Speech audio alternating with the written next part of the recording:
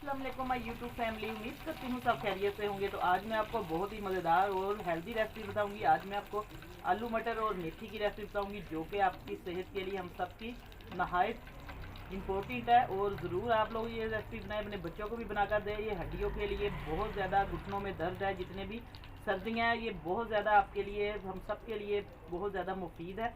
तो मेरे पास है मेथी। मेथी इस तरीके से सबको पता है, जितने भी मेरे बहन भाई देखते हैं वीडियो। मेथी को अच्छे तरीके से पत्ता पत्ता इसका हमने तोड़ लेना है। इसकी डंडियाँ बिल्कुल नहीं तोड़नी, क्योंकि इसका जो कसैलापन है कैसे दूर होगा, आज मैं आपको इसकी टिप्स बताऊंगी।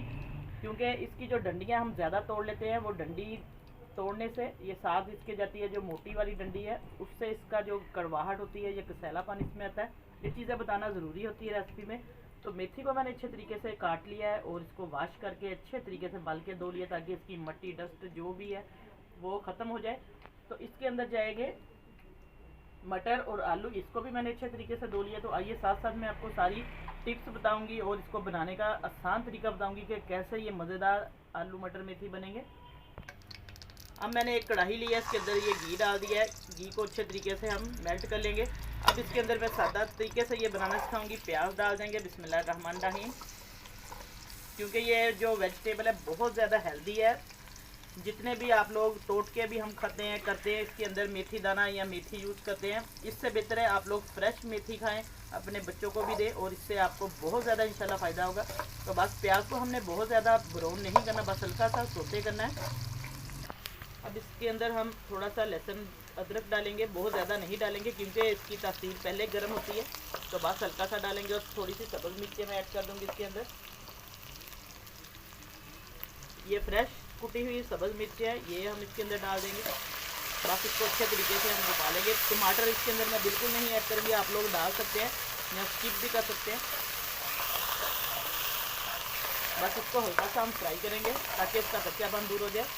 बहुत सिंपल रेसिपी है और इतना टेस्ट इसका आएगा सब्ज़ी का अपना। आप लोग ज़्यादा मसालों इसके अंदर बिल्कुल नहीं डालें, बस हल्का सा पानी का छींटा लगाएं। और अब इसके अंदर हम कुछ मसाले डालेंगे, वो भी हम सिंपल मसाले डालेंगे, घर की नमक मिर्च। जितनी सब्ज़ी के अंदर आप कम नमक मिर्च मसाले डालेंगे, उतना आपका जो जायका सब्ज़ी का ज़्यादा आएगा, जो उसका कुदरती जायका है। हल्की सी हल्दी डालेंगे, बस सुरख मिर्च डाल दें आप लोग अपने टेस्ट के हिसाब से। मैंने इसके अंदर ज़्यादा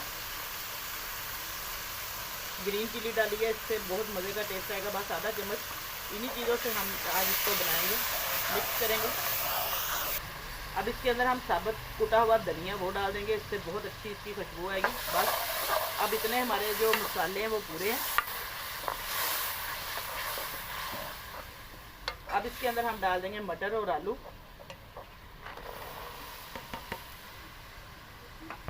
अब मटर और आलू मैंने तकरीबन 4-5 मिनट तक इसकी बुनाई कर दी है, ताकि जो मटर है उनका कच्चापन दूर हो जाए। तो अब इसके अंदर हम मेथी ऐड कर देंगे, बिस्मिल्लाहिर्रहमानिर्रहीम।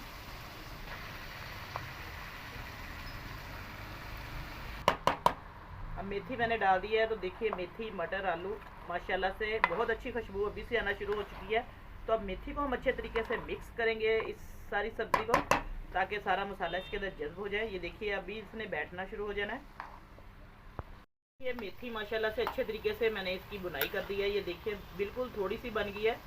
तो बस इसको अब हम हल्की आंच पर ढक्कन देकर रखेंगे, ये सब्ज़ी खुद ही अपने पानी के अंदर गल जाएगी। हम चेक करते हैं, तकरीबन 7-8 मिनट हो चुके थे। माशाल्लाह से हमारे आलू मटर मेथी जो है, इससे बहुत अच्छी खुशबू फैल गई है सारे घर में। तो ये अच्छे तरीके से इसकी बुनाई भी हो चुकी है, पानी भी सारा ड्राई हो गया। ये देखिए मैं आपको सारा दिखा रही हूँ। इसी तरीके से आपने भी ये सालन बनाना है, तो फिर बिल्कुल ये कड़वा कसैला बिल्कुल नहीं बनेगा। इसको हम बर्तन में डालते हैं, डिश में मैं आपको डाल के प्लेट में दिखाती हूँ। माशाल्लाह से ये सालन हमारा बहुत ज़्यादा हेल्दी है, फ़ायदेमंद है। इसकी जो रेसिपी आप लोग ज़रूर बनाएं, मैंने सिंपल तरीके से आपको बनाना सिखाया है। आज की रेसिपी आपको इंशाल्लाह बहुत पसंद आई होगी। दुआओं में याद रखिएगा। नई रेसिपी लेकर दोबारा हाजिर होंगी। इजाज़त चाहती हूँ, अल्लाह हाफिज़।